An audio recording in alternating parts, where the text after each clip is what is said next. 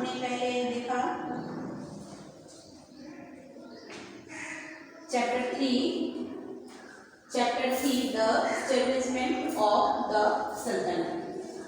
ठीक है, उसमें हम लोग पहले देख लिए थे मोहम्मद घोरी, पृथ्वीराज चौहान थर्ड, राय पिथौरा और and the battles of Tarain, ये हम लोगों ने देख लिया था।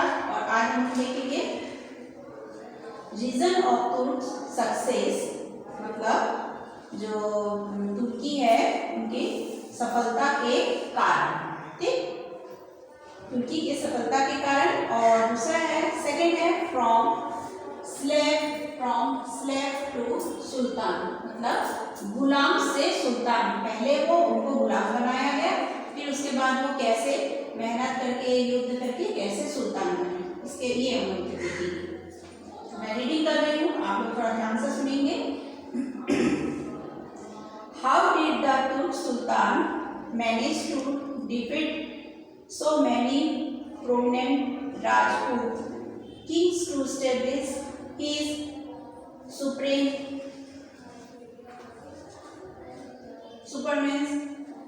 Why were the Rajput kings unsuccessful in battle? These are questions historians have pondered over, and they present many conflicting views. Some historians believe the natural difference between the Rajput rulers were the main cause for their defeat. Raja Jaychand played an important role. Others believe the Turks were victorious because their cavalrymen were adept at using bows and arrows while riding horses. They could attack swiftly in battle and also retreat quickly to save themselves. Their battle tracks and resources were therefore superior to those of the slower moving Rajput armies. क्या बोल रहे हैं लोग? तुर्की की सफलता के कारण कैसे वे तुर्क सक्सेस हुए थे। तुर्की लोग इतनी तेजी से कैसे सभी प्रमुख राजपूत राजाओं को हरा पाए, कैसे कैसे वो हरा पाए, यह राजपूत राजा उनसे क्यों हारे, इन सवालों के बारे में जो ये जो पैराग्राफ है इसी के बारे में हम लोग इसमें पढ़ेंगे।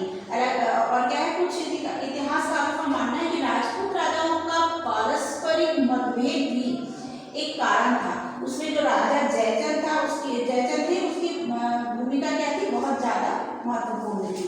कुछ और लोग इतिहासकारों का मानना है कि तुम जीते क्योंकि उनके पास फुर्तीले तीर चलाने वाले घुड़सवार थे। वो जब युद्ध करते थे क्या है, उनके पास क्या था, मतलब घोड़े पे चढ़ के ही, मतलब वो क्या करते थे, तीरंदाज करते थे। वो बहुत ज्यादा फुर्तीले और तीर चलाने वाले घुड़सवार थे।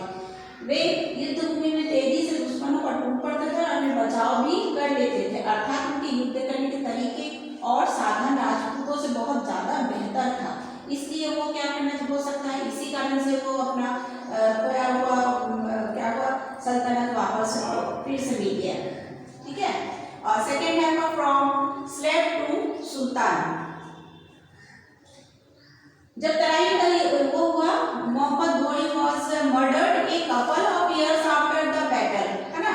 ये क्या किए, जब तराइन का युद्ध था, ये उसमें क्या किए, at the time his empire in Delhi was administrated by this officers and generals. वो क्या किया, तराइन युद्ध के कुछ ही साल बाद घोरी की उन्होंने क्या की, हत्या कर दी। और उस समय दिल्ली में उसके गुलाम अधिकारी और सेनापति थे जो वहां की शासन व्यवस्था को देख रहे थे। उसी में क्या हुआ, उन दिनों क्या होता था, गुलाम बड़े अधिकारी व सेनापति में होते थे।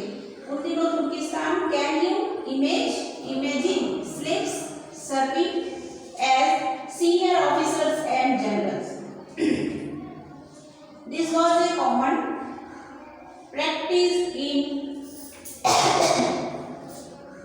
countries in like Iran and Turkey.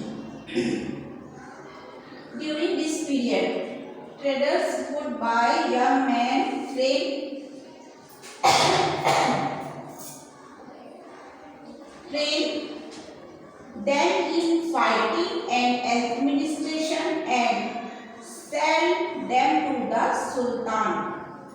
The slaves were given work the rank according to their capabilities. They were paid high salaries. Some capable slave officers even success their masters to become rulers.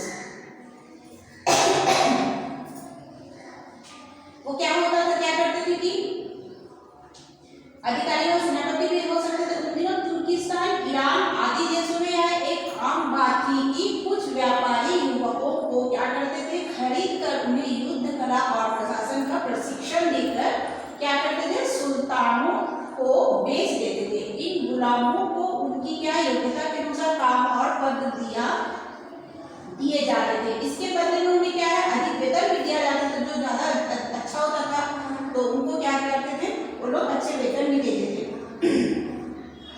Delhi में मोहम्मद घोरी का गुलाम कुतुबुद्दीन एवं प्रशासन का काम देख रहा था। घोरी की मृत्यु के बाद कुतुबुद्दीन ने अपने आप को एक स्वतंत्र सुल्तान के रूप में ऐलान कर दिया।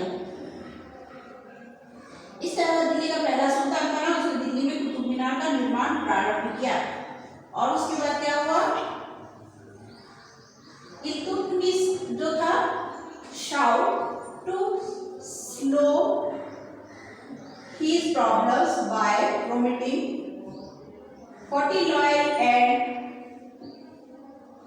deserving slaves to high ranks. Many of them were made Aqtadars. क्या होता था, इल्तुतमिश ने क्या हुआ, प्रशासन को ठीक करने के लिए 40 योग्य गुलामों को ऊंचे पद दिए। administer different province of his empire, collect revenue and crush rewards. They keep part of the revenue they collected to cover their salaries and administrative expense. They were also periodically transferred from the province to another, but the actor or rank was not hereditary. A son could not inherit the rank of his father. Iltutmish ने क्या किया, प्रशासन को ठीक करने के लिए 40 योग्य गुलामों को ऊंचे पद दिए। अब ये क्या है, वे सब सुल्तान के प्रति क्या होते थे, बहुत ज्यादा वफादार होते थे, उसकी सेवा करते रहे और उनमें से कई इक़्तिदार जो बनाया गया था, इक़्तिदारों का काम था अलग अलग प्रांतों में रहकर वहां का प्रशासन संभालना, विद्रोह को दबाना और गांवों से लगान वसूलना। इस तरह जो लगान इकट्ठा होता था उसे वे अपने वेतन और प्रशासन के खर्च के लिए रख लेते थे। इन इक़्तिदारों का समय समय पर एक प्रांत से दूसरे प्रांत में तबादला होता रहता था। पिता के बाद पुत्र को उसका इक्ता या पद विरासत में नहीं मिलता था।